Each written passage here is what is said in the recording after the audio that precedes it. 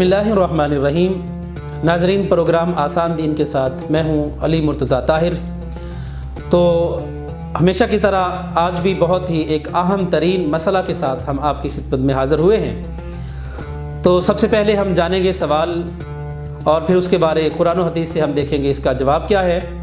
تو آج ایک انتہائی اہم موضوع کے ساتھ ہم آپ کے سامنے حاضر ہیں۔ تو یہ موضوع ہے استخارے کے متعلق۔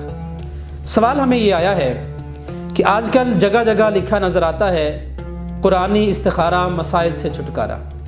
تو سوال کرنے والا یہ جاننا چاہتا ہے کہ کیا ایسا ممکن ہے کہ استخارے سے مسائل حل ہو جاتے ہیں؟ قرآن و حدیث اس بارے کیا کہتے ہیں؟ تو یہ بہت ہی اہم بات ہے۔ آپ سفر کریں، روڈوں کے ساتھ جو دیواریں نظر آتی ہیں چلتے چلتے، تو ان عمارتوں کے اوپر جگہ جگہ پہ، بلکہ اخبارات میں ایسے ایڈز آتے ہیں کہ جن میں یہ لکھا ہوتا ہے کہ قرآنی استخارہ کروائیں اور مسائل سے چھٹکارا پائیں۔ اور اسی طرح جگہ جگہ فٹ پاتھ پہ آپ دیکھتے ہیں کہ عامل، نجومی اور بابے بیٹھے ہیں کہ جو یہی دعوت دیتے ہیں کہ قرآنی استخارے کے ساتھ آپ کے مسائل کا حل ہو سکتا ہے۔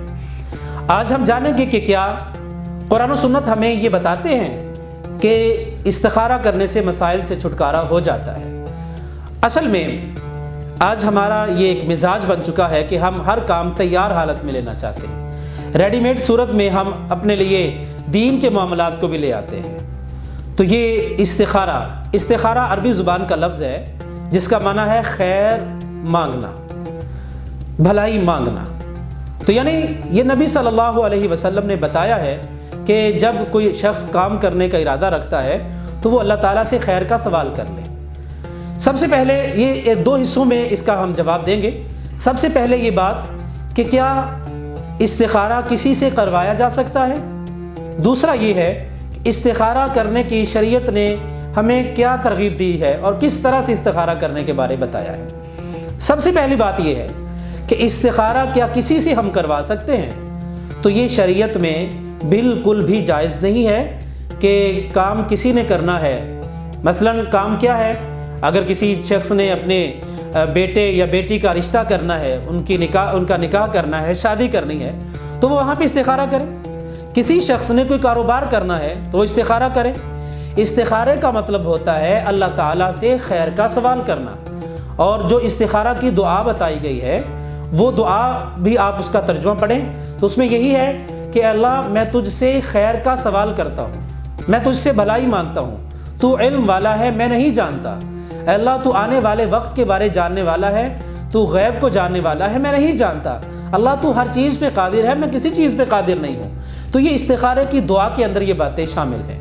تو نبی صلی اللہ علیہ وسلم نے یہ فرمایا ہے جب تم میں سے کوئی شخص کسی کام کا ارادہ کرے تو اسے چاہیے کہ وہ 2 رکعتیں نماز پڑھے اور اس کے بعد دعائے استخارہ کرے۔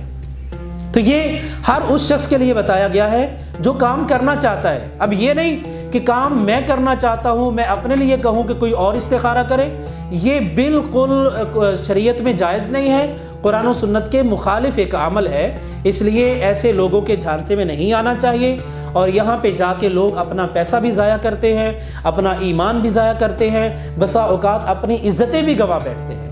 اس لیے قرآن اور حدیث پر عمل کرنے میں عزت بھی ہے، شرف بھی ہے، اور اسی طرح انشاءاللہ ہر پریشانی کا حل بھی موجود ہے۔ تو کوئی بھی کام کرنے سے پہلے خود ہی 2 رکعتیں ادا کی جائیں، اس کے بعد دعائے استخارہ کی جائے، اور انشاءاللہ اگر وہ کام آپ کے حق میں ہوگا تو انشاءاللہ اللہ تعالیٰ ضرور آپ کی اس طرف رہنمائی کر دیں گے۔ اور یہ بات ہوتی ہے دل کے میلان کی۔ بعض لوگوں میں یہ بات معروف ہے کہ شاید خواب میں کوئی چیز نظر آ جاتی ہے، ایسا بھی قطعاً نہیں ہے۔ اگر کسی کو خواب ان حالات کے مطابق آ جاتا ہے تو وہ اور بات ہے، لیکن خواب کا آنا ضروری نہیں ہے، صرف آپ کے دل کا میلان ہوتا ہے۔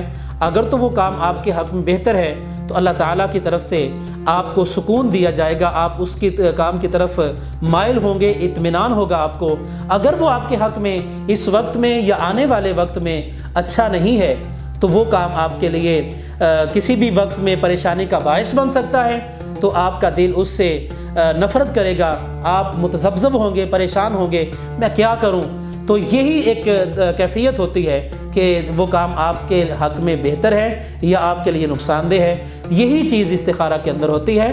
باقی جتنی باتیں کہ مسائل سے چھٹکارا ایسے ہی ہے کہ بھئی کام شروع کرنے سے پہلے اللہ سے خیر مانگ لی جائے اور مشورہ ہو جائے تو انشاءاللہ اس میں خیر ہی خیر ہوگی، مسائل پیدا ہی نہیں ہوں گے۔